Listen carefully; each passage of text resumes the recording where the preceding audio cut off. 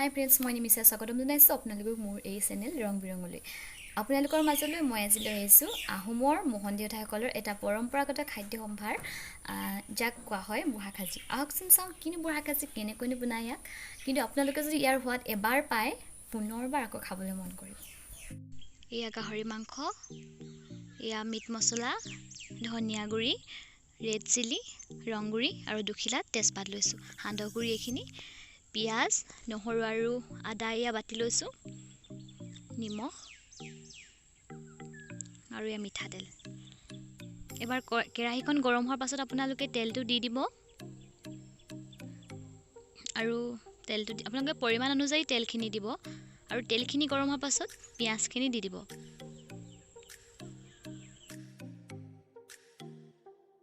পিঁয়াজখিনি অলপ সিজাৰ পাছত মাংসখিনি দি দিব।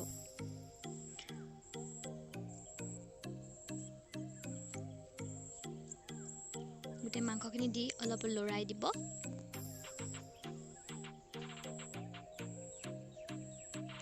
তাৰ পাছত মাংসখিনি যিমান হয় তাৰ পৰিমাণ অনুযায়ী আপোনালোকে প্ৰতিটো মছলাৰ অলপ অলপ দি দিব। তেজপাতটো দি দিব। মই জুইত বনাইছোঁ কাৰণ জুইত বনোৱাৰ সোৱাদটোৱে সুকীয়া। জুইত বনালে খাবলৈ বস্তুবোৰ বেছি টেষ্টি হয়, বেছি সুস্বাদু হয়, সেইবাবে মই জুইত বনালোঁ। এবাৰ নহৰু আদা দি দিছোঁ আৰু আপোনালোকে ইয়াত ব্যৱহাৰ কৰিবলৈ সান্দহ গুড়ি নাইবা পিঠাগুড়ি কোনটো আপোনালোকৰ নিজৰ ইচ্ছা অনুযায়ী কোনোবা এটা ল'ব পাৰে। যিহেতু মই ইয়াত সান্দহ গুড়ি দিছোঁ আৰু ঢাকনখন দি দিছোঁ। 5-6 মিনিটমান থোৱাৰ পাছত আপোনালোকে ঢাকনখন এৰাই পুনৰ লৰাই দিব আৰু গোটেই মাংসখিনি আপোনালোকে 20 মিনিটমান কমেও বনাব। এয়া নিমখ দি দিছোঁ।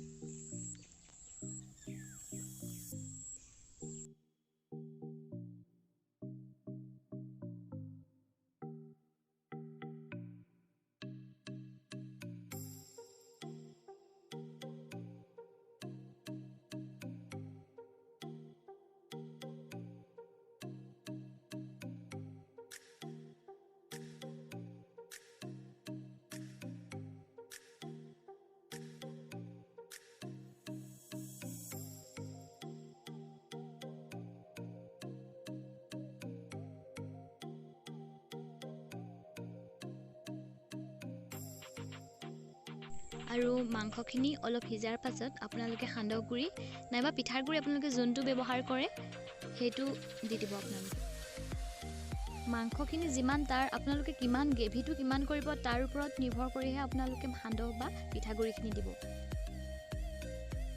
এয়া ধুনীয়া ৰং উঠি যাব। তাৰ পাছত সান্দহখিনি এনেকৈ ভাজিব, অলপ ভাজিব, যিহেতু গাহৰিৰ তেলটো ধুনীয়াকৈ ওলাই আহিব, সেই তেলৰ লগতে দি দিব। জুইটো অলপ কমাই ল'ব, তেতিয়া নাইবা গেছত বনালে গেছটো অলপ চিম কৰি ল'ব।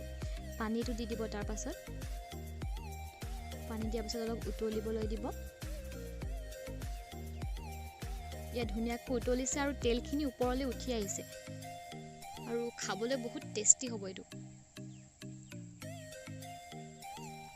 জুইটো লাহেকৈ কমাই দিব। এতিয়া ধুনীয়াকৈ এয়া আমাৰ তৰকাৰীখন হৈ গ'ল। মানধনিয়া হয় দি লৈছোঁ ধুনীয়াকৈ।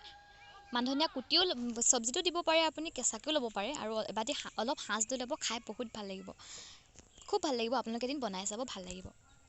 যদি আপোনালোকৰ ভিডিঅ' চাই ভাল লাগে, লাইক কৰিব, কমেণ্ট কৰিব, শ্বেয়াৰ কৰিব আৰু মই থকা নতুন নতুন ভিডিঅ'বোৰ পাবলৈ মোৰ চেনেলটো ছাবস্ক্ৰাইব কৰিব আৰু ন'টিফিকেশ্যনৰ বাবে বেল আইকনটো ক্লিক কৰি দিব। ধন্যবাদ।